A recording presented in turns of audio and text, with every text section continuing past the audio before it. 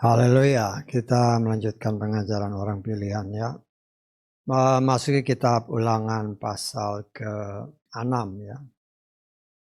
Kita baca semua ayat ya, dari ayat 1 sampai ke 25. Ulangan 6 ayat 1 sampai 25 kita baca semuanya bersama-sama sebagaimana tertulis di depannya. Haleluya, kita baca bersama 3, 4. Dan inilah perintah, ketetapan-ketetapan, dan peraturan-peraturan yang telah Yahweh Elohimmu perintahkan untuk mengajar kamu, agar melakukannya di negeri yang sedang kamu seberangi, untuk memilikinya, supaya seumur hidupmu engkau takut akan Yahweh Elohimmu, dan memelihara segala ketetapan dan perintahnya yang aku perintahkan kepadamu dan anakmu dan cucumu, dan supaya lanjut umurmu. Dengarkanlah hai orang Israel, perhatikan dan lakukanlah supaya baik keadaanmu, dan supaya engkau bertambah banyak, seperti yang telah Yahweh Elohim leluhurmu janjikan kepadamu di negeri yang berlimpah susu dan madunya. Dengarkanlah hai Israel, Yahweh Elohim kita, Yahweh itu Esa. Kasihlah Yahweh Elohim dengan segenap hatimu, dengan segenap jiwamu, dengan segenap kekuatanmu. Dan perintah-perintah yang aku perintahkan kepadamu hari ini, camkanlah di dalam hatimu. Haruslah engkau menanamkannya kepada anak-anakmu dan membicarakannya ketika engkau duduk di rumahmu, ketika kau sedang berjalan di jalan, ketika berbaring dan ketika bangun. Haruslah engkau mengikatkannya sebagai tanda pada tanganmu, dan haruslah itu menjadi lambang di dahimu. Dan haruslah engkau menuliskannya pada tiang pintu rumahmu dan pada pintu gerbangmu. Akan terjadi apabila Yahweh Elohimmu membawa engkau masuk ke negeri yang Dia telah bersumpah kepada leluhurmu, yakni Abraham, Yetsak, dan Yakub, untuk memberikan kepadamu kota-kota yang besar dan baik yang tidak engkau bangun, dan rumah-rumah yang penuh dengan berbagai barang yang baik yang tidak engkau isi, dan sumur-sumur yang tidak engkau gali, dan kebun-kebun anggur dan zaitun yang tidak engkau tanami, dan engkau makan dan menjadi kenyang. Berhati-hatilah supaya engkau jangan melupakan Yahweh yang telah membawa engkau keluar dari tanah Mesir, dari rumah perbudakan. Engkau harus takut kepada Yahweh Elohimmu. Engkau harus beribadah kepada Dia, dan engkau harus bersumpah demi namanya. Janganlah kamu mengikuti ilah-ilah lain dari antara ilah bangsa-bangsa yang ada di sekelilingmu. Sebab Yahweh Elohimmu adalah Elohim yang cemburu di tengah-tengahmu, supaya murka Yahweh Elohimmu tidak membakar dan membinasakan engkau dari muka bumi. Janganlah kamu mencobai Yahweh Elohimmu seperti kamu mencobai Dia di masa. Haruslah kamu memelihara dengan tekun perintah-perintah Yahweh Elohimmu dan kesaksian serta ketetapannya yang telah Dia perintahkan kepadamu. Dan engkau harus melakukan apa yang benar dan yang baik di mata Yahweh, supaya baik keadaanmu dan engkau dapat masuk serta memiliki negeri yang baik yang Yahweh telah bersumpah kepada leluhurmu untuk mengusir semua musuhmu dari hadapanmu, seperti yang telah Yahweh katakan. Apabila di kemudian hari anakmu bertanya kepadamu dengan mengatakan, apakah kesaksian dan ketetapan serta peraturan telah Yahweh Elohim perintahkan kepadamu, maka engkau harus mengatakan kepada anakmu itu, Kita dahulu adalah budak Firaun di Mesir. Tetapi Yahweh membawa kita keluar dari Mesir dengan tangan yang kuat. Dan Yahweh memberikan tanda-tanda dan keajaiban-keajaiban yang besar dan yang menyusahkan Mesir, Firaun dan seisi rumahnya di depan mata kita. Dan Dia telah membawa kita keluar dari sana untuk membawa kita masuk dan memberikan kepada kita negeri yang Dia telah bersumpah kepada leluhur kita.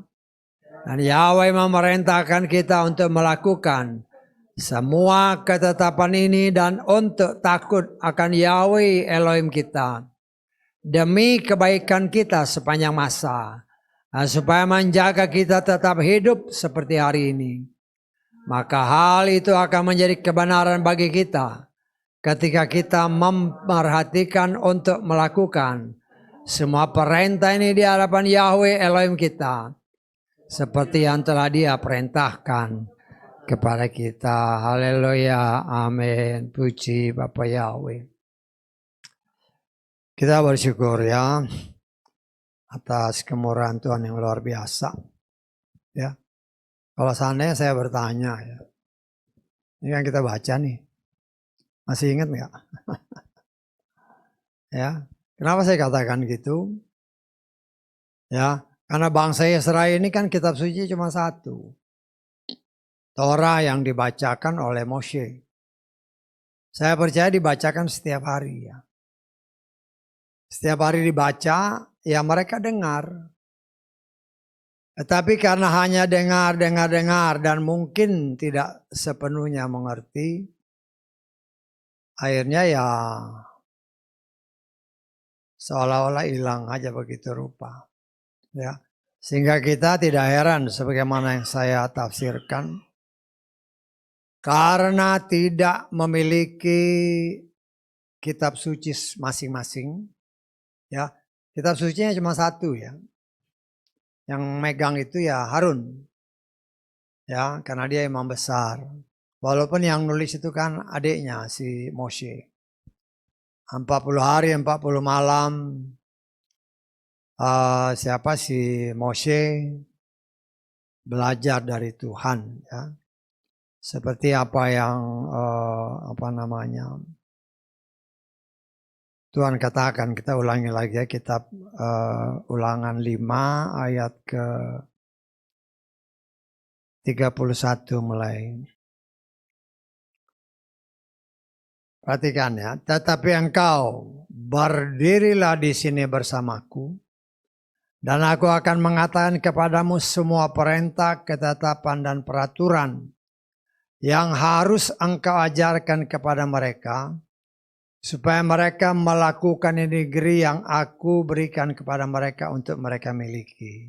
Ya, kita sudah baca minggu lalu ayat-ayat sebelumnya ya. Setelah Bapak Yahweh memperkatakan 10 perintah, ya, kemudian Bapak Yahweh menyuruh semua yang lain turun, tetapi Moshe ya dikatakan di sini kan, berdirilah engkau di sini bersamaku. Disitulah dia diajar ya.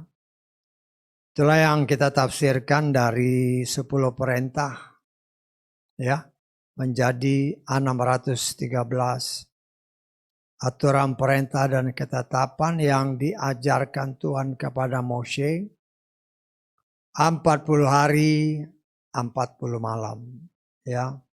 Ya kita bisa atau saya menafsirkan nggak tidur ya. Jadi dia bukan saja berpuasa, tetapi dia juga tidak tidur ya. Bisa. Kenapa? Karena Tuhan yang disembah adalah Tuhan yang Maha Kuasa. Dan Tuhan berkuasa untuk membuat dia mampu bertahan. Walaupun tidak makan, tidak minum, tidak tidur, dia tetap kuat. Ya. Bahkan pada akhirnya ketika ayat-ayat firman ini, ketika Tuhan selesai berbicara, dia turun. Ya, kemuliaan Tuhan menyertai dia. Ya. Sehingga ketika dia diturun sampai di bawah, ya semua saudara-saudaranya, orang-orang Israel melihat kepalanya bercahaya. Ya, sungguh sangat luar biasa. Karena itu firman Tuhan katakan tidak ada seorang nabi pun yang seperti Moshe, ya, yang berbicara dengan Bapa Yahweh 40 hari 40 malam, yang dipercayakan oleh Bapa Yahweh melakukan begitu banyak mujizat dan tanda-tanda ajaib. Yang dipercayakan oleh Bapa Yahweh memimpin saudara-saudara yang berjumlah kurang lebih 2 juta orang keluar dari tanah perbudakan, dari tanah Mesir, menuju kepada tanah perjanjian yang dijanjikan Bapa Yahweh kepada leluhur mereka, Abraham, Yitzhak, dan Yakub, ya, ratusan tahun sebelumnya, kurang lebih ya 500 tahun lah ya. Antara Abraham dengan Mose ya kurang lebih 500 tahun. Jadi masa perbudakan 400 tahun atau 430 tahun sebagaimana tertulis. Kita harus ingat ya, karena firman Tuhan kan Bapa Yahweh sendiri berbicara kepada Abraham, ya, ketika dia ya katakanlah berdosa atau tidak percaya kepada apa yang Bapa Yahweh katakan, tanah ini akan menjadi milikmu. Kemudian dia ragu-ragu, karena dia ragu-ragu dalam pandangan Bapa Yahweh, ya memang walaupun itu tidak disebutkan bahwa itu adalah dosa, tetapi saya menafsirkan bahwa itu adalah dosa karena Bapa Yahweh memerintahkan kepada Abraham untuk menyediakan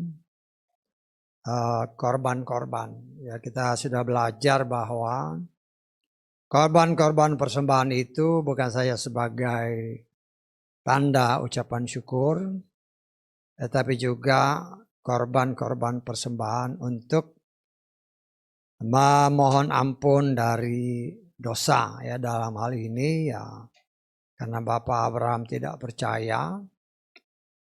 Karena itu Tuhan perintahkan persembahkan binatang-binatang ini, ya. Dan bukan aja itu, Tuhan juga mengatakan bahwa keturunanmu akan menjadi budak selama 400 tahun. Kita harus perhatikan kata-katanya ya. Kita lihat lagi di dalam Kejadian pasal 15. Karena kadang-kadang loh kok ini berubah kan gitu kan. Kita lihat Kejadian 15 ayat ke-13. Dan dia berfirman kepada Abraham, ketahuilah dengan sungguh-sungguh bahwa banimu akan menjadi pengembara di negeri yang bukan kepunyaannya dan mereka akan melayani bangsa itu. Sebaliknya bangsa itu akan memperbudak mereka selama 400 tahun. Ya, tapi kita lihat Keluaran pasal 12 ayat ke-40. Perhatikan ayat itu tadi ya. Nah, ayat 40 kita lihat. Dan lama Bani Yasir berdiam ketika mereka tinggal di Mesir adalah 430 tahun. Bisa ditangkap nggak perbedaannya? Ya, jadi bangsa Israel itu mulai masuk ke tanah Mesir melalui Yakub bersama dengan anak-anaknya. Ya, kenapa? Karena anaknya si Yusuf jadi raja atau wakil raja lah. Ya, selama Yusuf ini menjadi raja, dia belum jadi budak. Saya tahu belum jadi budak itu bangsa Israel kan. Jadi apa yang dikatakan Tuhan, loh ini kok beda, ini 430, Tuhan bilang 400 tahun. Makanya saya bilang perhatikan kata-katanya baik-baik. Jadi budak 400 tahun, kalau dia 430 ya selama si Yusuf jadi katakanlah tangan kanan katakanlah Firaun kan, belum jadi budak. Jadi perhatikan kata-katanya baik-baik ya. Sehingga karena itu kita bisa menafsirkan Antara Abraham sampai kepada Moshe itu kurang lebih 500 tahun. Ya. Itu Torah diberikan. Ya. Nah, di sini kita melihat cara Tuhan yang luar biasa. Tuhan sudah berjanji, ya itulah dikatakan. Kalau Tuhan sudah berjanji, Dia sanggup untuk menepati janjinya. Saya tanggap. Dia berjanji kan kepada si Abraham, ini nanti jadi milikmu. Ya, walaupun Abraham ragu-ragu, tapi Tuhan setia kepada janjinya, ini milikmu. Ya, dan kita sudah belajar bahwa tanah milik itu, sebagaimana tertulis, itu adalah tanah milik Bapa Yahweh. Ya, milik Bapa Yahweh. Kenapa diberikan kepada bangsa Israel? Karena bangsa Israel ini anak sulungnya. Ya, kita lihat ya. Ini saya ulangin ya, kita ulang-ulang lagi. Kan ini ulangan nih. Imamat pasal 25.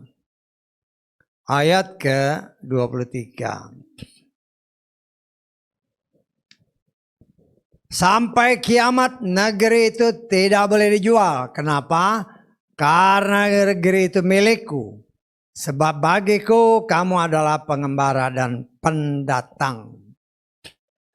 Jadi tanah ini diberikan kepada bangsa Israel karena bangsa Israel ada tertulis, ya, adalah anak sulungku. Dia berhak Tuhan berikan tanah warisan, ya. Tapi kenapa dibilang pengembara ya? Karena memang kita hidup di dunia ini hanyalah sebagai pengembara, ya, pengembara yang diberikan tempat, jadi tempat itu ya sementara aja. Karena nanti sesuai dengan apa yang kita imani, kita doakan, akan ada waktunya sesuai janji Tuhan. Ini janji ya. Ada langit yang baru, bumi yang baru. Apabila saudara dan saya taat dan setia, maka kita akan mewarisinya. Ya. Karena itu saat ini kita sedang diproses. Seperti yang seringkali didoakan. Paling sedikit saya ketika doa pembukaan. Senantiasa Tuhan ingatkan supaya oleh firman Tuhan, ya, kita dibentuk sehingga kita memiliki jiwa Yeshua Masiah. Itulah yang saya katakan 3 macam baptisan. Baptisan air yaitu untuk tubuh, baptisan roh kita diperbarui ketika kita menjadi anak, dan baptisan api atau firman. Ini untuk tubuh, roh, dan jiwa. Baptisan tubuh dan baptisan roh hanya 1 kali. Tetapi baptisan jiwa, baptisan api seumur hidup. Dengan firman Tuhan. Api itu firman ya. Firmanku bagaikan api kata Yeremia. Kita lihat Yeremia 23 ayat ke-29. Bukankah firmanku seperti api, firman Yahweh, dan seperti palu yang menghancurkan bukit cadas. Ya, jiwa kita ini pikiran, perasaan, kehendak setelah manusia jatuh dalam dosa. Jiwa ini terpengaruh dengan apa yang berasal dari setan. Karena itu jiwa kita dibersihkan oleh firman Tuhan. Apabila, ya sesuai kita lihat Yakobus 1 ayat 21. Ayat-ayat yang sering dikeluarkan ini ya itu bekal buat saudara juga ya. Karena ini sebagai satu pengajaran juga supaya saudara ingat. Ada ayat-ayat yang harus saudara ingat ya. Kenapa kita harus mengerti firman? Ya, karena firman itulah api yang membersihkan jiwa kita terus-menerus. Ya. Sebab itu dengan menyingkirkan segala kotoran dan banyak kejahatan. Perhatikan ayat ini. Terimalah dengan kelemah lembutan firman yang ditanam yang dapat apa? Menyelamatkan jiwamu. Ya. Jadi jiwa ini diproses seumur hidup kita di muka bumi ini. Jadi murnikan oleh api. Jadi 3 baptisan ini hanya baptisan api, baptisan jiwa, baptisan seumur hidup. Tapi yang lain ya sekali-sekali. Asal jangan kita berkhianat. Kalau berkhianat cemar ya. Kalau nggak bertobat dengan sungguh-sungguh ya repot. Ya, saya harus ingatkan kepada saudara, ya, jangan sampai kita seolah-olah menganggap kasih karunia, kemudian mau sembarangan. Hati-hati ya, karena kalau kita sudah bertobat, sudah lahir baru, sudah dipakai Tuhan, kemudian engkau melakukan hal-hal yang memberontak tak firman Tuhan, ya, ataupun meninggalkan nama Bapa Yahweh, kalau dia kembali sulit ya. Ya, bisa tangkap maksud saya. Orang yang udah melayani Bapa Yahweh segala macam, kemudian karena satu dan lain hal, ya mungkin kecewa, mungkin apa segala macam, mau balik lagi nggak bisa, susah. Kita lihat dalam Ibrani 6, ini sebagai peringatan aja ya. Ibrani pasal 6 ayat keempat. Sebab mustahillah orang-orang yang satu kali pernah diterangi, yang merasakan karunia sorgawi dan yang menjadi mitra Roh Kudus, dan yang mengecap firman Elohim yang baik serta mujizat-mujizat masa yang akan datang. Perhatikan ayat ini. Ketika murtad memperbarui lagi dalam pertobatan yang menjadi kembali putra Elohim, ganti diri mereka dan menghinai di muka umum. Ini terjemahannya kurang bagus. Kita lihat coba di terjemahan LAI.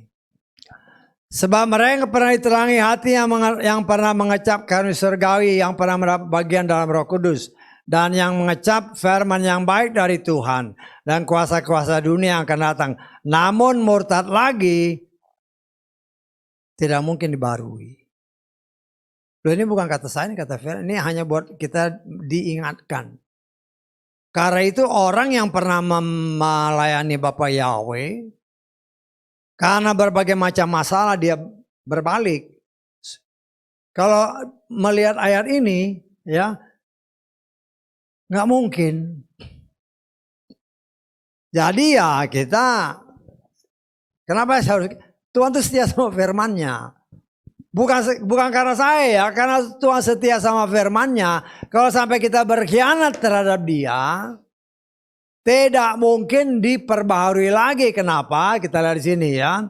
Ketika murtad, ini kadang-kadang terjemahan kita, kalau saudara baca agak, kalau saya baca terjemahan Lugas ya, ayat kelima ini atau ayat keempat, ayat kelima, dan yang pernah mengecap firman yang baik dari Elohim serta mujizat-mujizat masa yang akan datang, namun murtad lagi, tidaklah mungkin bagi mereka untuk diperbarui kembali dalam pertobatan, sebab mereka telah menyalibkan kembali putra Elohim bagi diri mereka dan mempermalukan dia di muka umum. Jadi saya hanya bisa mengingat hati-hati. Ya, saya nggak pernah melayani loh. Kau sudah mengenal dia, menyembah dia, muliakan dia. Ya, kalau kita mengambil poinnya aja, sudah mengenal yang benar, kemudian engkau berbalik, tidak mungkin diperbarui. Ini firman ya, bukan kata saya. Bukan kata saya, ini firman. Saya berkewajiban untuk mengingatkan. Ya, banyak anak-anak Tuhan ketika firman Tuhan diwartakan, kebenaran diwartakan, mereka nggak, ya mungkin menolak dalam tanda kutip, akhirnya meninggalkan nama yang kudus. Ya hati-hati. Tidak mungkin ya diperbarui lagi. Ya hanya untuk kita mengetahui, saudara yang ada di sini, engkau yang ada di luar sana. Karena apa? Tuhan itu serius untuk menyelamatkan umatnya. Ya, karena begitu besar kasih Bapa Yahweh. Kita lihat lagi ayat ini kan sudah ngelotok lah, udah banyak orang yang menamakan diri anak-anak Tuhan hafal benar. Kita lihat dari Yohanes pasal 3 ini. Ya, ayat ke-16. Sebab Elohim demikian mengasihi dunia ini sehingga dia mengaruniakan putra yang tunggal supaya setiap orang yang percaya kepadanya tidak binasa, tidak akan binasa, mereka dapat memperoleh hidup yang kekal. Diberikannya firman-Nya. Ingat ya, Yeshua itu firman. Putra itu firman. Firman itu yang kita baca tadi, aturan, perintah, dan ketetapan Tuhan. Ya, kenapa? Karena hanya dengan firman ini kita dapat diselamatkan. Kenapa? Karena firman inilah yang memulihkan jiwa manusia yang telah dirusak pada zamannya si Hawa dan Adam. Ya, karena itu jiwanya terus-menerus diproses, jiwa manusia, jiwa orang yang percaya. Kalau nggak percaya ya sih nggak ada nggak ada urusan. Tapi kita harus ingat bahwa ada orang yang memang ditetapkan untuk diselamatkan, ada orang yang ditetapkan untuk dibinasakan, sama seperti binatang, dilahirkan untuk dibinasakan. Ya. Dan orang yang seperti ini saya menafsirkan hatinya seperti hati jalanan. Walaupun firman diberitakan, walaupun dengar, walaupun melihat, walaupun menangkap dengan indera mereka akan firman Tuhan, tetapi sama sekali tidak ada respon terhadap firman yang diwartakan. Kenapa? Ya karena memang sudah ditetapkan untuk dibinasakan. Kenapa? Loh, kalau saya boleh katakan ya ini keturunan setan. Setan itu hafal firman Tuhan, tetapi tidak mungkin melakukan firman. Karena dia sudah ditetapkan untuk dibinasakan. Ya kalau orang-orang yang juga mengeraskan hati dalam arti kata ya benar sungguh-sungguh tidak mau percaya ya. Walaupun kita sendiri tidak bisa menghakimi dalam arti ya mungkin banyak orang sekarang ini dengan kepercayaan lain karena mereka berpegang teguh kepada kepercayaannya. Ya, lantas kita menghakimi, dia nggak mungkin selamat, hati-hati. Karena keselamatan itu kan ada waktunya. Segala sesuatu ada waktunya. Walaupun orang itu mungkin dengan keyakinan sekarang begitu kokoh dan menolak nama Sang Juru Selamat. Tetapi karena memang dia sudah ditetapkan untuk diselamatkan sesuai waktu Tuhan. Tuhan punya cara untuk menyelamatkan. Karena banyak kan kisah-kisah yang terjadi, ya katakanlah di Indonesia. Ya, kan banyak orang-orang yang kelihatannya nggak mungkin dia tahu-tahu dia bertobat. Bahkan dipakai oleh Tuhan. Ya. Karena itu kita sebagai anak-anak Tuhan kita belajar. Aturan perintah ketetapan yang Tuhan berikan kepada manusia melalui Mose pertama kali. Dan kepada bangsa Israel. Disalurkan dari bangsa ini ke seluruh dunia. Untuk apa? Menggenapkan apa yang Tuhan perintahkan. Engkau harus menjadi berkat bagi dunia. Engkau harus menjadi saluran berkat keselamatan bagi dunia. Karena memang keselamatan datang dari bangsa Yahudi. Dan kita harus ingat bukan bangsa Yahudi yang menyelamatkan. Tetapi Tuhannya orang Yahudi. Itulah yang menyelamatkan. Nah, jadi jangan sampai salah tangkap. Ya. Karena itu saudaraku yang dikasihi oleh Bapa Yahweh. Firman Tuhan mengatakan. Perintah Bapa Yahweh kepada Mose. Yang mendengar langsung pengajaran dari Yang Kudus. sampai sedetail-detailnya. Dan dia diperintahkan untuk mengajarkan semua apa yang dia dapat dari Bapa Yahweh kepada saudara-saudaranya bangsa Israel. Nah, saya percaya selama perjalanan menuju tanah perjanjian, Moshe dan saya percaya juga Harun, karena Harun adalah imam besarnya, setiap hari mereka mengajarkannya. Ya, mereka mengajarkan kepada bangsa Israel. Tetapi ya kita harus berpikir ya, saya ya mengajarkan kepada saudara, mengingatkan kepada kita. Yang diajarkan itu ya memang saya tafsirkan sekitar 2 juta orang. Tapi kan di situ udah termasuk anak-anak. Ya. Katakanlah bukan anak-anak, katakanlah orang dewasa. Paling sedikit ada orang dewasa dalam arti kata sudah 15 tahun ke atas. Mungkin sekitar 1,5 juta orang. 1,5 juta orang diajarin. Ya. Walaupun bisa saja supaya lebih intensif. Berdasarkan apa yang Tuhan perintahkan kepada Moshe. Untuk memilih 70 orang tua-tua. Dari bangsa-bangsa ini. Ya bisa aja Tuhan memerintahkan Moshe untuk mengajarkan kepada 70 tua-tua bangsa Israel secara intensif. Kemudian 70 orang ini mengajarkannya kepada saudara-saudaranya bangsa Israel. Atau mungkin saja dipecah lagi karena firman Tuhan katakan. Ada kelompok 50, ada kelompok 100, ada kelompok 1000. Kenapa? Supaya firman Tuhan itu bisa menjangkau seluruh penduduk atau seluruh orang Israel yang katakanlah sudah dianggap dewasa. Paling sedikit berumur 15 atau 16 tahun. Pokoknya dari mana kan gitu kan. Ya saya mengajar saudara proaktif karena memang Tuhan bilang hitung yang umur 20 tahun ke atas. Ya, kenapa bisa 15 16? Enak aja ngomong. Lu ada dasarnya gitu loh.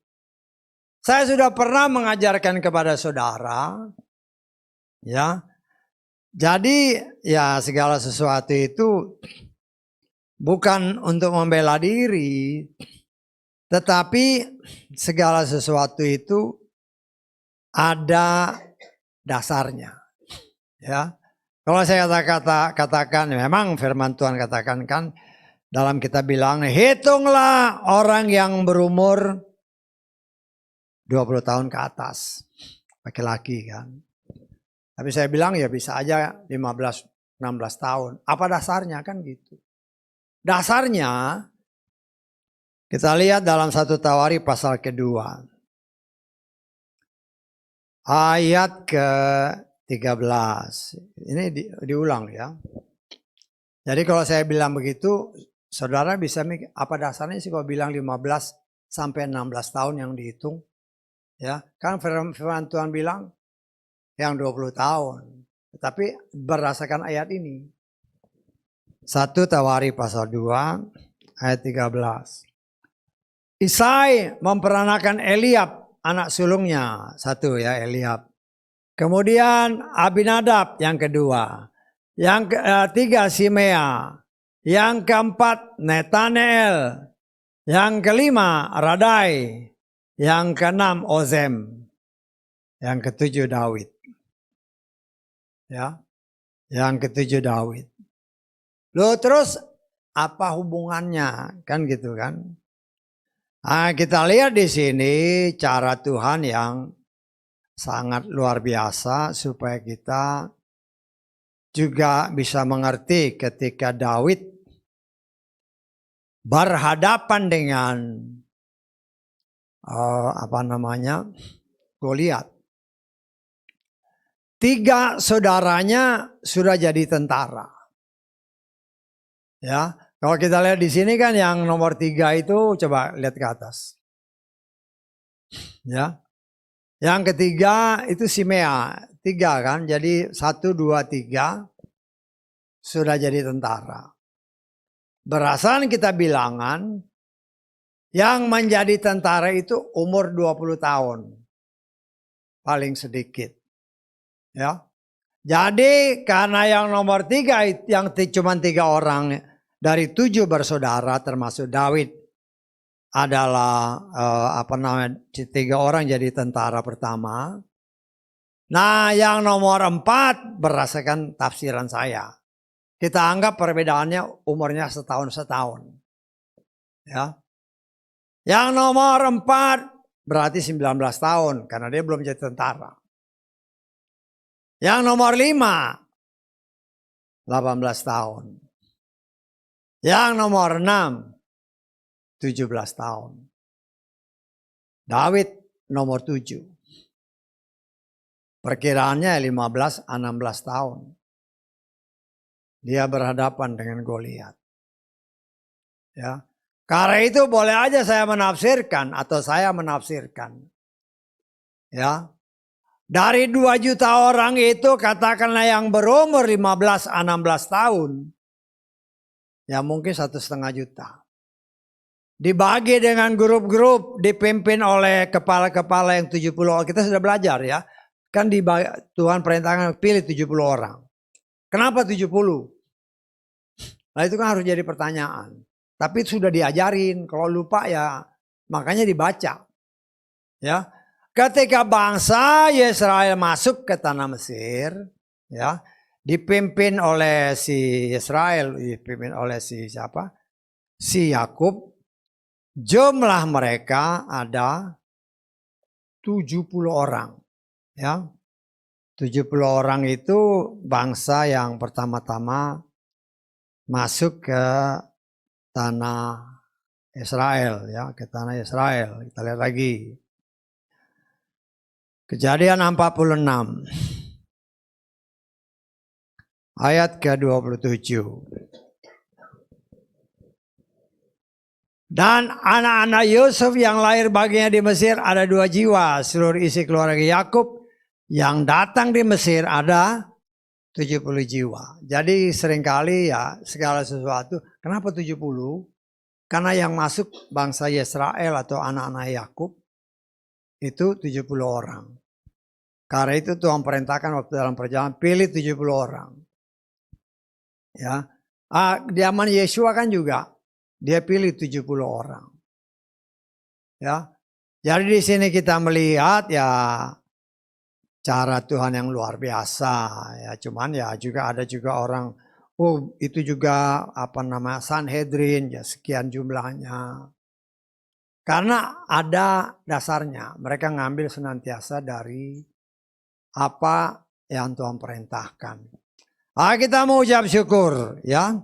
Semua Tuhan perintah ketetapan ini berdasarkan perintah Tuhan kepada Mose harus diajar. Walaupun dalam kenyataannya karena mereka memang mungkin belajar tiap hari. Tetapi karena mereka tidak punya buku pegangan. Ya memang tidak disebut apakah mereka nyatat apa enggak kita nggak tahu. Karena kan namanya dalam perjalanan ya dulu kita enggak tahu. Ya. Kalau dia tulis di buku belum ada. Ya seingat saya nih tahun 60-an ya saya masih sempat ngalamin lah. Dulu itu kalau sekolah kita bawa kayak papan tulis itu yang kecil gini. Lalu kita nulisnya di situ aja. Ya cuma sebiji itu aja. Ya. Jadi kalau pulang ya dihapus ya udah lupa lagi. Loh itu kan kenyataan. Itu tahun 60-an, tahun 19-an. Ya abad ke berapa tadi itu? Abad ke-20 ya. Ya. Apalagi dulu. Karena tidak punya catatan, mereka tidak bisa melakukan apa yang dimasmurkan oleh Daud memeditasikan firman Tuhan siang dan malam. Tetapi karena tidak punya di rumah masing-masing, ya paling setiap hari, setiap pagi, orang-orang yang ditunjuk ini membacakan. Membacakannya mungkin juga gantian. Bisa tangkap? Ya. Kan gulungan, ya kita nggak tahu bentuknya kayak gimana kan. Hanya kalau berdasarkan tradisi Yahudi sekarang kan, dalam gulungan kitab gitu kan. Ya, lo kalau ada 70 grup, bagaimana baginya? Artinya betapa sulitnya mereka harus bisa mengatur, itu kan satu problema. Artinya kita bisa menafsirkan atau saya menafsirkan, kemungkinan besar 70 orang ini juga nggak punya salinan kitab itu. Hanya mungkin aja ya, mungkin ya ngelihat dari si Harun. Coba Harun, aku mau lihat nih. Nulis sedikit. Baru dia ngajarin. Karena itu tidak semua orang bisa. Ya. Mengerti firman Tuhan dengan mendalam. Karena itu jangan heran apabila mereka dikatakan bangsa yang tegar tengkuk. Ya. Tetapi nanti dulu kan mereka susah. Nggak punya. Ya sekarang sih mungkin lain ya. Mereka sekarang udah punya masing-masing kan. Ya. Tapi nanti waktu Tuhan ketika mereka dipanggil, hal yang dahulu itu tidak akan terjadi. Kenapa? Karena Tuhan merasakan janjinya. Aku akan menulis Torahku di hati mereka. Luar biasa. Aturan, perintah, ketetapan yang Tuhan ajarkan ribuan tahun yang lalu. Setelah semua waktunya genap sesuai Roma pasal ke berapa? Pasal ke-11. Kita baca ayat ke-25. Roma pasal ke-11 ya. Ayat ke-25. Sebab aku tidak ingin kamu tidak mengetahui rahasia ini, saudara-saudara. Supaya kamu jangan menganggap bijaksana terhadap dirimu sendiri bahwa kekerasan hati dari sebagian Israel telah terjadi sampai pada penggenapan bangsa-bangsa lain tiba. Setelah jumlah bangsa non-Yahudi genap, ya, terus kita lihat baca lagi. Dan dengan demikian seluruh Israel akan selamat. Ya, seluruh Israel akan selamat. Tetapi kita lihat lagi Roma pasal 9 ayat ke-6 mulai. Namun demikian bukan berarti bahwa firman Elohim telah gagal. Perhatikan ayat ini. Sebab tidak semua yang berasal dari Israel itu Israel. Ya. Karena tidak semua anak adalah keturunan Abraham, tetapi melalui Yitzhak akan disebut keturunan bagimu. Jadi hanya anak yang berasal dari Sarah. Bukan dari Hagar, bukan dari keturah. Yang disebut Israel ya. Ya, bukan masalah keselamatan, yang disebut Israel. Kenapa? Karena Tuhan hanya mengakui satu istri. Hagar itu kan ketika Abraham mengawini Hagar, Abraham sama sekali tidak disebut, dia tanya Tuhan, boleh nggak aku kawinin Hagar? Kalau keturah dia kawinin setelah Sarah meninggal. Ya. Lah di sini kita lihat ketika genap waktunya. Ya, sesuai dengan firman Tuhan itu ya. Genap artinya bangsa-bangsa di luar Israel, termasuk saudara dan saya. Ya, karena itu ya ini kan masa-masa akhir ini ya semuanya sedang disaring. Dan ketika semuanya genap, maka yang disebut bangsa Israel ini, ya, yang disebut bangsa Israel, karena yang bisa menyelamatkan itu hanya Torah, hanya firman. Bisa tanggap? Sedangkan mereka sekarang kan banyak yang mungkin tidak punya agama. Mungkin percaya kepada ilah-ilah yang lain. Yang anaknya Ishak ya, yang Israel asli. Apa mungkin? Bagi Tuhan kalau Tuhan bilang bisa. Kenapa? Ya kita baca Ibrani pasal ke-8 ayat ke-10. Karena inilah perjanjian yang ingin aku buat dengan keluarga saya. Dia janji. Kalau Tuhan janji, dia sanggup menggenapi. Kenapa? Karena dia Tuhan yang Maha Kuasa. Yahweh berfirman untuk memberikan hukum-hukumku ke dalam akal budi mereka. Dan aku akan menuliskannya pada hati mereka. Aku akan menjadi Elohim bagi mereka dan mereka akan menjadi umat bagiku. Kalau Tuhan tulis aturan perintah ketetapan yang ribuan tahun yang lalu diberikan Tuhan melalui Mose. Tetapi umat Israel waktu itu karena tidak punya catatan, ya, akhirnya dikatakan oleh firman Tuhan bangsa yang tegar tengku. Tetapi ketika setelah genap bangsa di luar non-Israel digenapkan jumlahnya. Mereka nggak perlu lagi kitab suci. Tuhan tulis Torahnya di hati mereka. Yesus berkata, apa yang keluar dari mulutmu, semua dari hati. Loh, kalau di hatinya yang ditulis adalah Torah, ya Torah lah yang keluar. Aturan, perintah, dan ketetapan Tuhan. Ya, sedangkan keselamatan itu terjadi apabila kita melakukan Torah, melakukan firman-Nya. Saya tangkap. Artinya perjanjian Tuhan ini karena Tuhan tulis Torahnya di dalam hati sanubari mereka. Apa yang dikatakan di Roma 11 tadi, masih ingat nggak? Semua Israel selamat. Masih ingat nggak tadi? Kan dikatakan semua Israel selamat. Loh kok gitu? Karena di dalam hati mereka hanya Torah. Nggak ada lagi yang lain. Itulah cara kerja Tuhan yang luar biasa bagi anak sulungnya. Tetapi anugerah diberikan kepada saudara dan saya yang adalah anak angkat. Oleh anugerah kamu diselamatkan. Cuman kan banyak orang.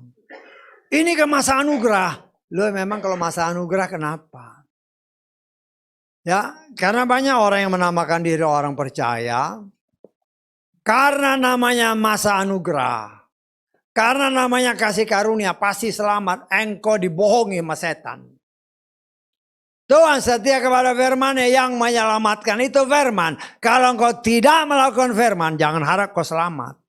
Memang masa anugerah. Tetapi apabila engkau tidak memanfaatkan masa anugerah, ya binasa. Tuhan mengasihi anak sulungnya. Anak sulungnya tidak mau taat firman, dibinasakan.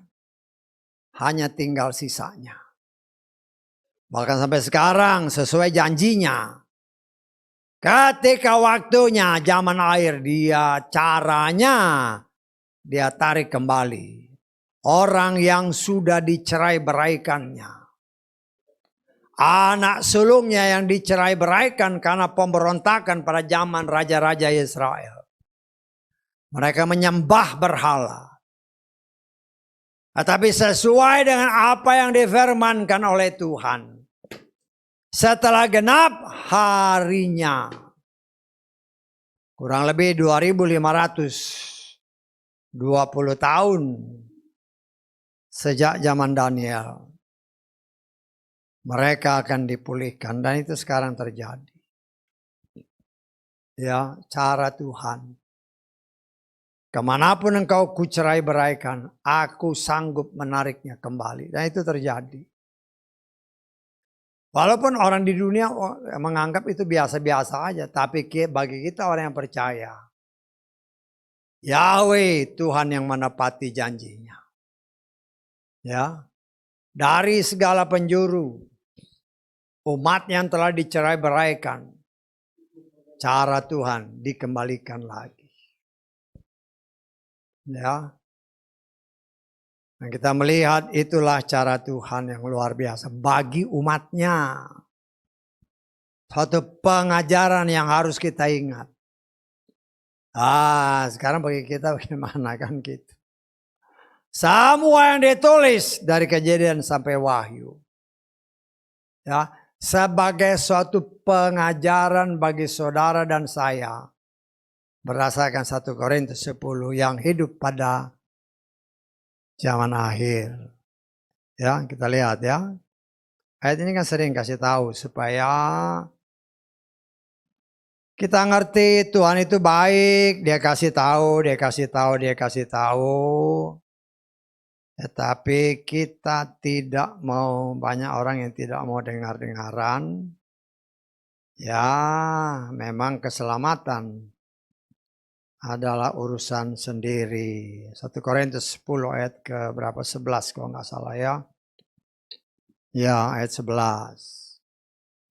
Semua contoh ini telah terjadi kepada orang-orang itu dan telah dituliskan sebagai peringatan bagi kita yang untuk siapa akhir zaman telah tiba.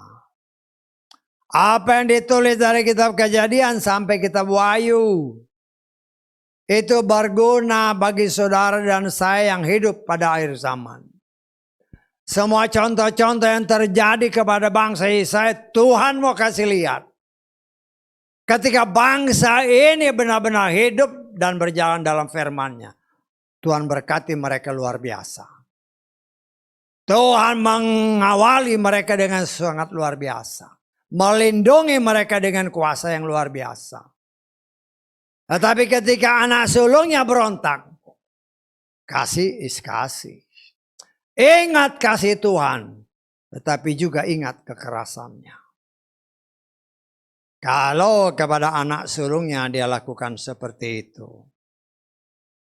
apalagi kepada anak angkat yang cuma ditempelin aja di pokok anggur yang benar, yaitu saudara dan saya. Inilah kasih karunia. Supaya kita, ya firman Tuhan kan dientenkan, ditempel gitu.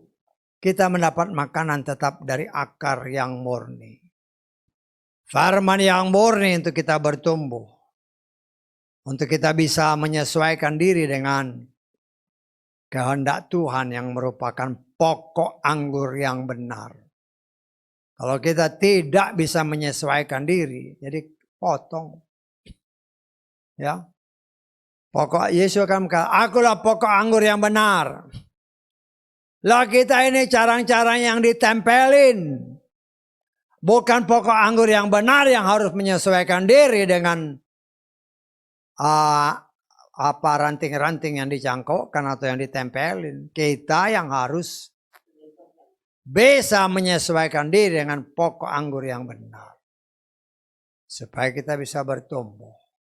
Menempel keras, menempel kuat dengan pokok anggur yang benar. Sehingga kita bisa menyerap makanan yang membuat kita bisa bertumbuh.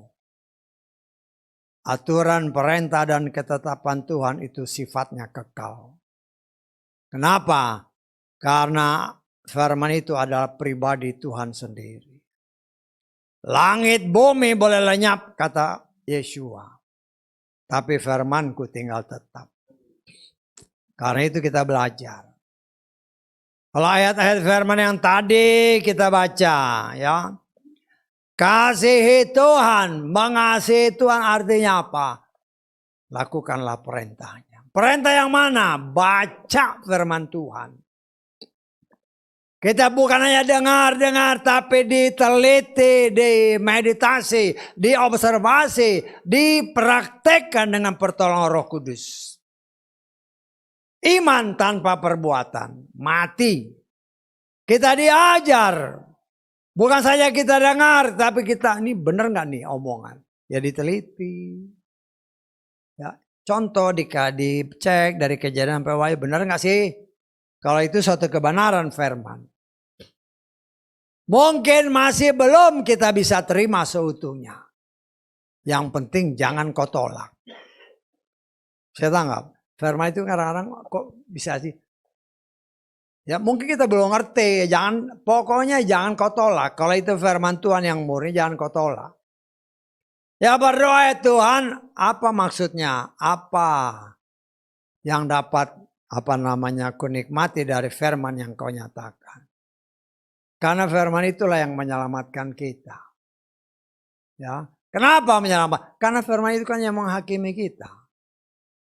Kalau kita hidup di dalam firman dan benar, kan kita sudah belajar dari minggu kemarin kan.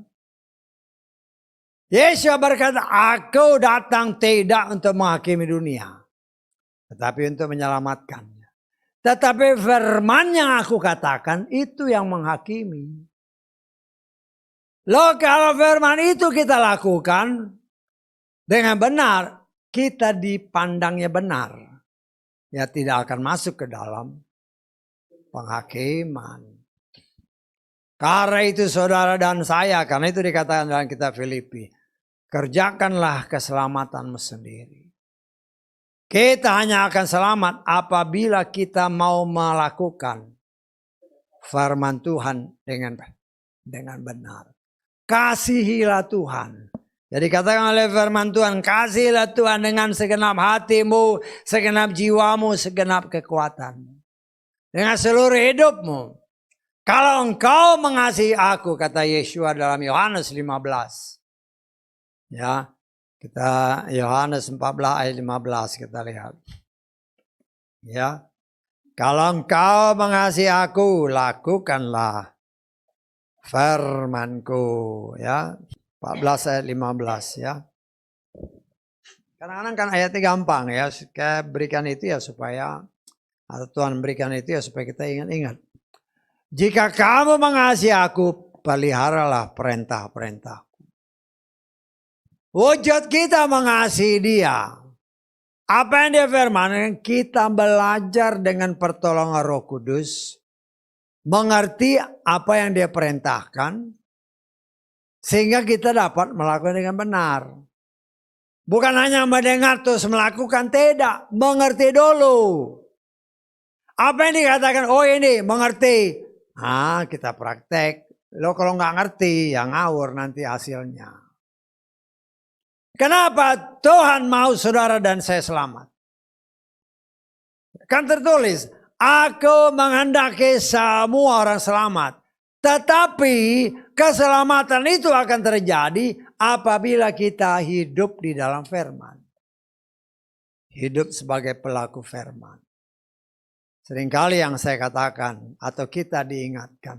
Satu hal yang tidak mungkin Tuhan lakukan adalah melanggar firman-Nya sendiri. Karena firman itu adalah pribadinya. Kita belajar ya untuk supaya selamat kita harus tinggal dalam firman. Hidup sebagai pelaku firman. Karena itu Yesus katakan kasihi dia dengan seluruh kebenaran kita. Kita tidak akan pernah mampu melakukannya dengan sempurna dan benar tanpa pertolongan Roh Kudus.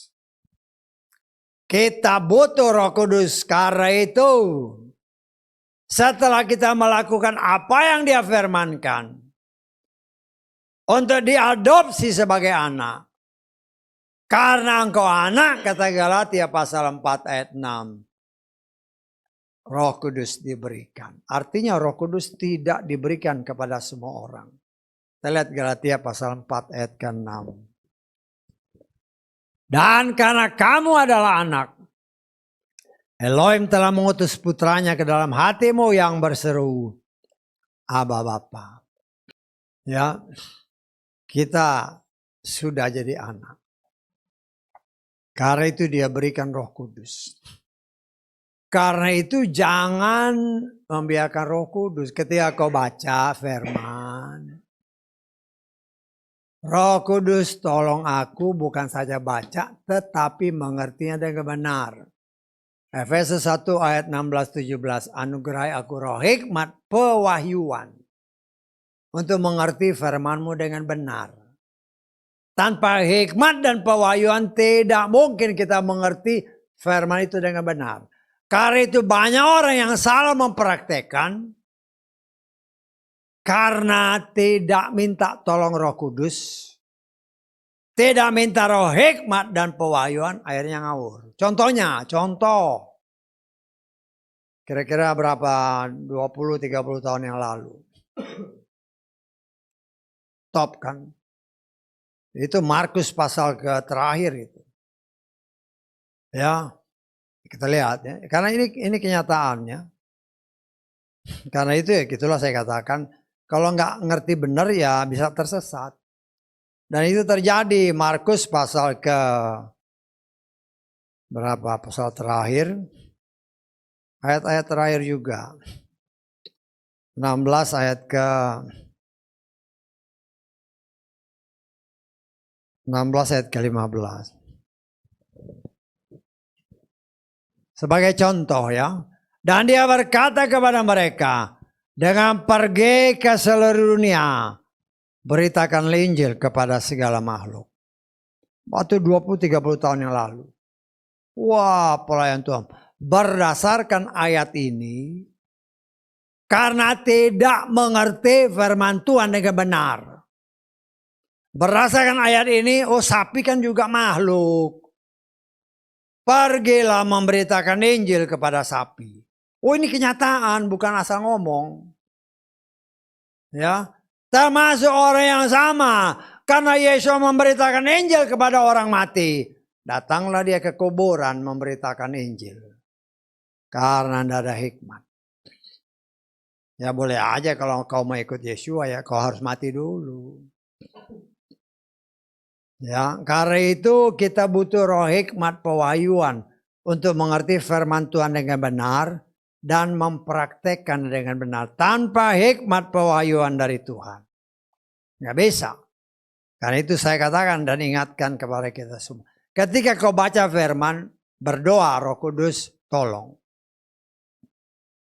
Supaya dia bukakan firman. Firman itu pribadi Tuhan dan pribadi itu rahasia. Tidak mungkin dia buka kepada banyak orang. Hanya kepada anak dia buka. Termasuk saudara dan saya kalau percaya. Ya. Dan di dalam menjalani hidup ini kata firman Tuhan. Dikatakan oleh firman Tuhan. Ikat di tangan kananmu, di tanganmu. Dan menjadi lambang di dahimu. Berbicara tangan.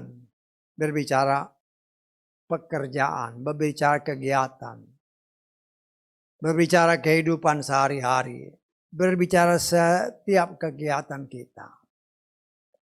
Senantiasa kita ingat, libatkan Tuhan dalam setiap pekerjaan. Ya, libatkan Tuhan dalam setiap pekerjaan dan ingat Kolose pasal 3. Kita baca ayat ke-23. Kolose pasal 3 ayat ke-23. Dan segala apapun yang kamu lakukan, kerjakanlah dengan segenap jiwa. Seperti kepada Tuhan dan bukan kepada manusia. Ya, seperti kepada Tuhan, bukan kepada manusia. 24. Karena mengatakan bahwa dari Yahweh kamu akan menerima imbalan warisan. Kau bekerja sungguh-sungguh seperti untuk Tuhan. Walaupun bosmu nggak lihat.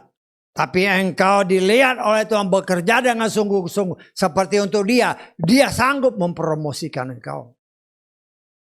Itu bukan sesuatu hal yang asal ngomong. Kenapa? Karena kita melakukan apa yang tertulis. Jangan kerja, ada bos kerja, nggak ada bos nggak kerja. Tuhan bosmu nggak lihat, tapi Tuhan lihat. Ya bagaimana dia mau kasih imbalan kalau engkau main-main.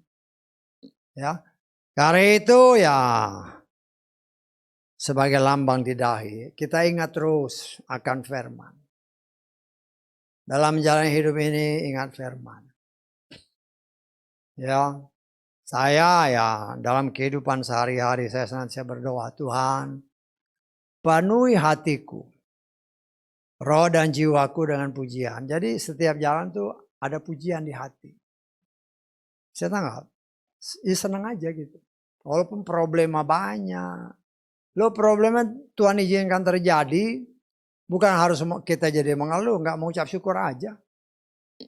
Kita lakukan apa yang bisa kita lakukan, yang tidak bisa kita lakukan, karena kita penuh dengan pujian, lo dia yang tolong, cara dia menolong. Sehingga apapun yang kita kerjakan, kata firman Tuhan. Kita baca di Mazmur 1 ya, 1, 2, 3. Mazmur 1 ayat 1, 2, 3. Berbahagia orang yang tidak berjalan menurut nasihat orang fasik, tidak berjalan orang berdosa, dan tidak duduk dalam kumpulan tidak berdiri di jalan orang berdosa dan tidak duduk dalam kumpulan pencemooh. Namun perhatikan ini, kesukaannya hanya pada Torah Yahweh, dan dia memeditasikan Torahnya siang dan malam. Dan dia akan apa? Menjadi seperti pohon yang ditanam di tepi aliran air, yang akan menghasilkan buahnya pada musimnya, dan yang tidak layu daunnya, dan semua yang ia kerjakan akan menghasilkan. Kita lihat terjemahan LAI coba ya. Khususnya ayat 3. Kita baca ayat 3 aja. Ya seperti pohon yang ditanam di tepi aliran air, yang menghasilkan buahnya pada musimnya, yang tidak layu daunnya, apa saja yang diperbuatnya berhasil. Ini firman, bukan kata saya. Kita seperti yang saya katakan tadi, bukan pokok anggur yang menyesuaikan dengan ranting, tetapi rantinglah yang harus menyesuaikan dengan pokok anggur. Kita ini cuma dientenkan, dicangkokkan, ditempel. Kita harus menyesuaikan dengan pokok anggur yang benar. Supaya apa? Apa saja yang dikerjakannya berhasil. Ini bukan kata saya, ini janji Tuhan. Tuhan senantiasa dapat mewujudkan apa yang dia janji. Ini kan janji Tuhan. Dia sanggup untuk melaksanakan apa yang dia janjikan. Hanya masalah yang harus kita ingat berdasarkan ayat-ayat yang tadi kita baca. Setelah engkau berhasil, Tuhan bilang, jangan sampai engkau melupakan dia. Walaupun dalam kenyataan ini kan banyak. Setelah berhasil, waduh, mulai lupa siapa yang membuat dia berhasil. Ya, karena lebih tertarik kepada tawaran dunia. Lupa bahwa keberhasilan itu hanya dari Tuhan, seperti apa yang tertulis. Karena itu Tuhan katakan beribadahlah kepada dia, jangan kepada yang lain. Kan ayat-ayat tadi. Walaupun banyak orang menganggap sepele, akan sama aja, nggak bisa. Hati-hati dengan bujukan-bujukan si setan. Kita baca ayat 13 dari Ulangan pasal 6 tadi. Ayat 13 mulai. Ulangan pasal 6. Ayat 13. Engkau harus takut kepada Yahweh Elohimmu. Perhatikan, engkau harus beribadah kepada dia. Engkau harus bersumpah demi namanya. Janganlah kamu mengikuti ilah lain dari antara ilah bangsa-bangsa yang ada di sekelilingmu. Saya baca Keluaran 23 ayat 25. Ya, Ini ayat yang menjadi pegangan kita jemaat ketika COVID ya. Ini ayatnya yang menjadi pegangan kita dari Torah ya. Keluaran 23 25. Kamu harus beribadah kepada Yahweh Elohimmu. Perhatikan, maka Dia pasti memberkati roti makananmu dan air minumanmu. Perhatikan, aku pasti apa? Menjauhkan penyakit dari antaramu. Tidak akan ada yang keguguran. Tidak ada yang mandul di negerimu. Aku akan memenuhi jumlah hari-harimu. Ayat-ayat ini ketika COVID itu dulu, kita kan ibadah terus. Kenapa percaya ayat ini? Tidak ada penyakit yang bisa menjamah. Kenapa? Kita beribadah kepada Bapa Yahweh yang sanggup membungkus kita dengan darahnya. Darah yang maha kuasa. Kita diingatkan kembali ya. Banyak anak-anak Tuhan setelah berhasil, kenyataan membuktikan lebih tertarik kepada tawaran dunia.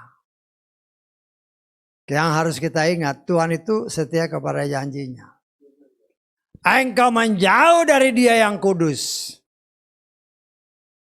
Ya, menjauh dari Dia yang kudus, sadar atau tidak sadar, membawa dirimu mendekat kepada si jahat. Hanya 3 pekerjaan si setan. Ya, kita baca Yohanes pasal ke-10. Ya. Yohanes pasal ke 10 ayat ke 10. Betul enggak? Ya.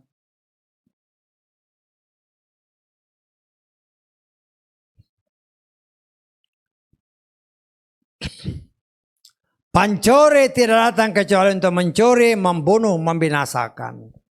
Aku datang supaya mereka memperoleh hidup dan memperolehnya berkelimpahan. Engkau dekat kepada, menjauh dari Dia yang kudus.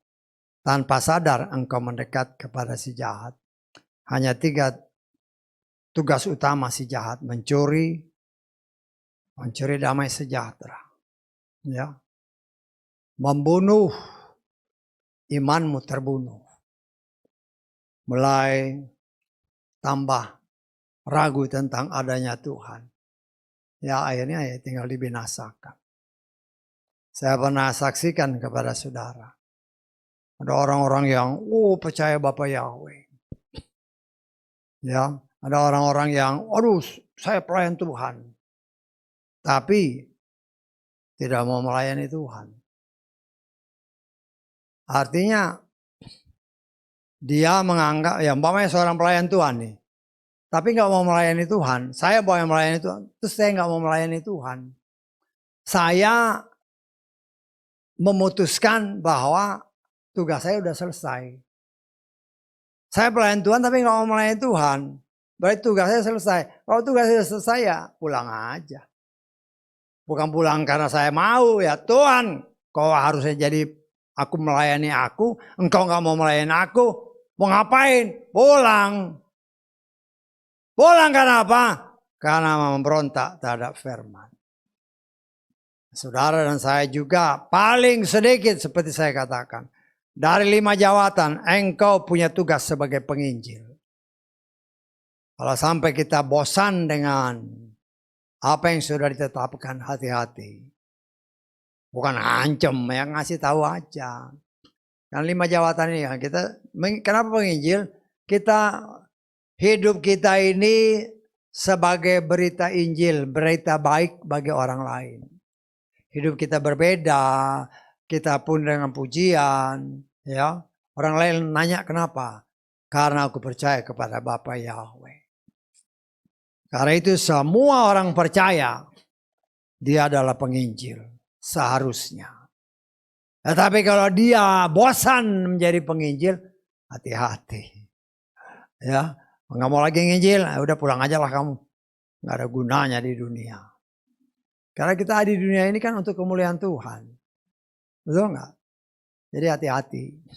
Selama kita hidup, dengan hidup kita, mungkin kita nggak pintar ngomong. Tapi engkau rajin kerja, kerjanya seperti untuk Tuhan, lo itu kan sudah menginjil. Ya. Karena itu saudaraku yang dikasih oleh Bapak, kita sama-sama belajar. Semua firman diulang. Supaya kita semakin mengerti bahwa Tuhan tidak berubah. Kalau dia katakan apa yang diajarkan di aturan perintah dan ketetapan yang diajarkan oleh Bapa Yahweh kepada Mose itu tetap berlaku sampai saat ini. Karena Yeshua memang dikatakan Torah datang melalui Torah, melalui Mose. Kita lihat ya, satu ayat terakhir ini Yohanes pasal ke-1 ayat ke-17. Sebab Torah telah diberikan melalui Mose, anugerah dan kebenaran telah datang melalui Yeshua Masih. Yang harus kita hati-hati, anugerah kasih karunia. Hati-hati, jangan karena kasih karunia, anugerah atau kasih karunia itu pemberian artinya. Tapi pemberian ini jangan disalah tafsirkan. Diberikan janji keselamatan asal kau lakukan firman. Kenapa? Karena Tuhan itu setia sama firman-Nya. Engkau lakukan firman, engkau selamat. Nah, keselamatan itu dia berikan sebagai anugerah. Tetapi harus ada melewati jalan yang ditetapkan supaya selamat. Karena di luar sana kan banyak. Ini anugerah, ini masa anugerah. Masa anugerah itu bukan berarti kau seenak beroknya aja. Hidup menjalani hidup ini jangan. Anugerah adalah kesempatan kita supaya selamat. Dan keselamatan itu akan terjadi apabila kita hidup dan berjalan sesuai dengan apa yang Tuhan firmankan. Haleluya, amin.